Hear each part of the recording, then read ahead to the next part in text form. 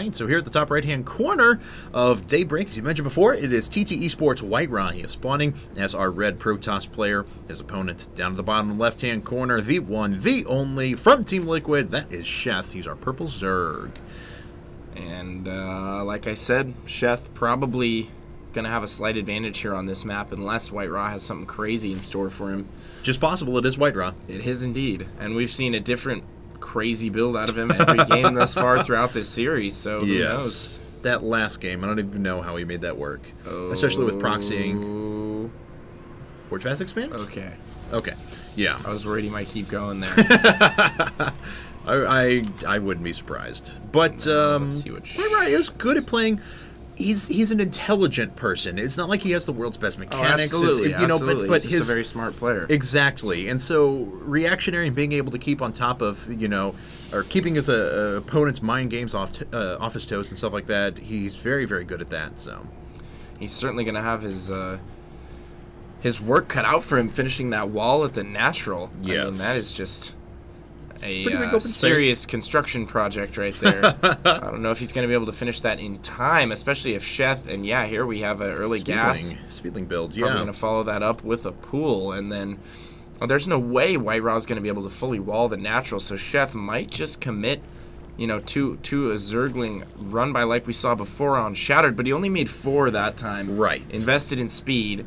So we'll have to see whether he makes additional lings or if he just sticks with the regular 4 that he likes to go with.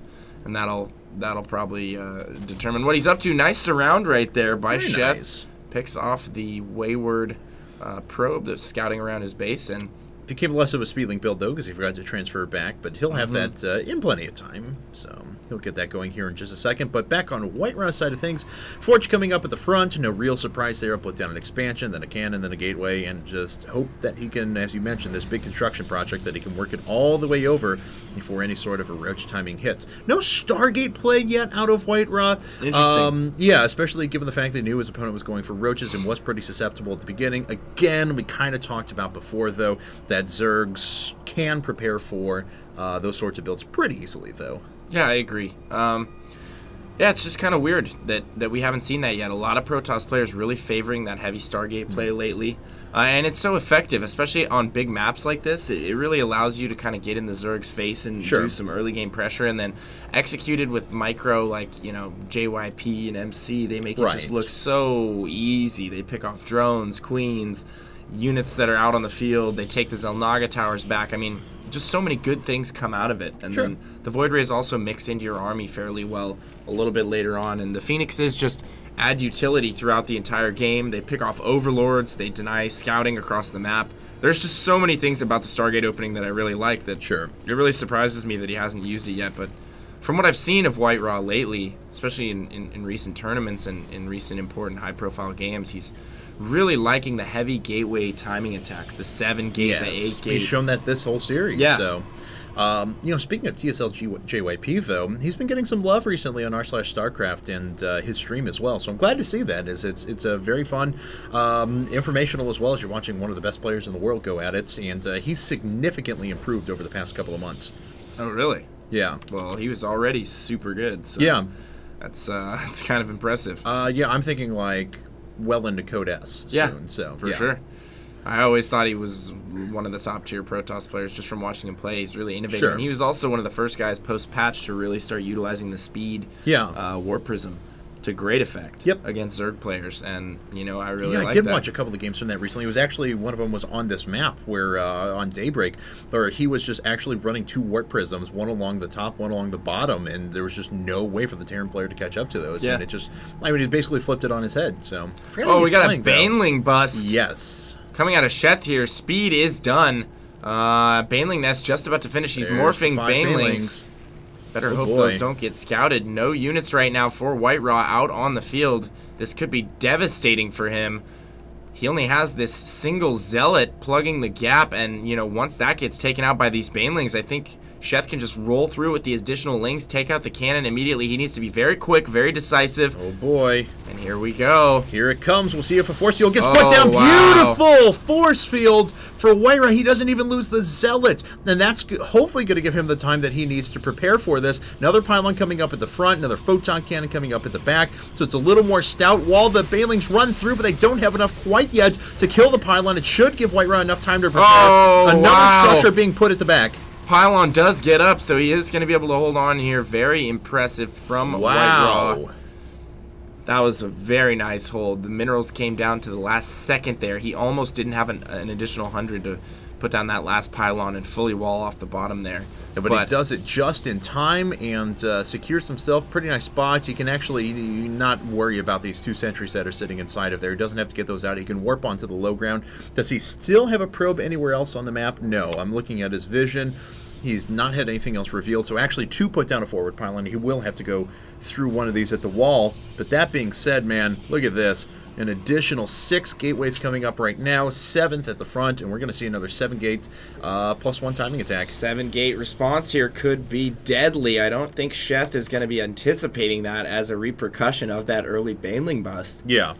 And he invested, you know, in the Baneling nest, in the Banelings, however many lings he lost there. He wasn't producing drones that whole time.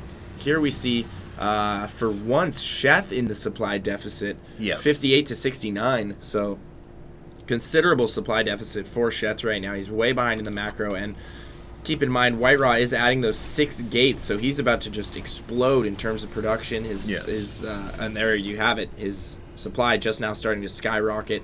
Can make his way across the map nice and easy. Make sure he secures his natural, leaves a sentry or 2 for force fields. Yes. You know, just in case Sheth goes there will be a run ling run by once this hits. Absolutely. I mean, there's no way that he's not going to do that, especially when he sees how many units are on the field. No force fields going down to even try and stop those. Didn't want to have to waste those as a pretty wide spot at the moment. But White-ra now has a pretty immense amount of units warping in Stalkers 5 at a time because his economy is good enough to support that at the moment. We do have the Roach Warren being rushed up for Sheth, but I don't know if that's going to pay off for him or get up in time. By the time these units make their way across, yes, the Roach Warren will be done. Yes, Roaches will be on the way, but not a lot of them. Yeah, that's for sure. And here we go. He's actually not going with the run by. He looks like he's setting up for some sort of a flank here. Surprisingly, White-ra taking out the rocks in mid here. I'm not really sure what that's all about. He could actually just circumvent that altogether. And it's not like he needs the direct resupply route. He can always warp units in at a forward pylon. Of course.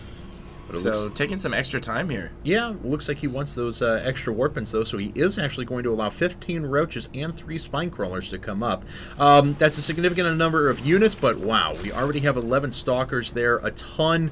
Oh, wow, actually more reinforcing all the time. Subsequent warpins coming in now. He's taking out these destructible debris. He really wants to make sure that he can get the best possible engagement before he even starts to move in. Yeah. And he is actually going to have a massive number of units. He really is. And here we go, White-ra pushing in with everything right now. Only 3 spine crawlers remain for Sheth, or rather just got up. Great force fields go down, segmenting most of the roaches in the front. There are still a few in the back, but this is just a steamroller force from White-ra. He's going to bulldoze his way straight into the natural, and there's nothing Sheth can do about it. Look how many stalkers he has. Yeah, it looks like the last spine crawler goes down. Sheth pulling all of his drones. Let's watch the workers count skyrocket. Let's do that. They're all going to go down here, and additional roaches just trickling in right now. Yeah. But where did all those stalkers come from? And there it is, GG, exclamation mark. We are tied up. Wow, 3-3, guys. This essentially comes down to a best of 3 now. It does indeed. Here we go, guys. We're going to move into game number 7 in just a second. And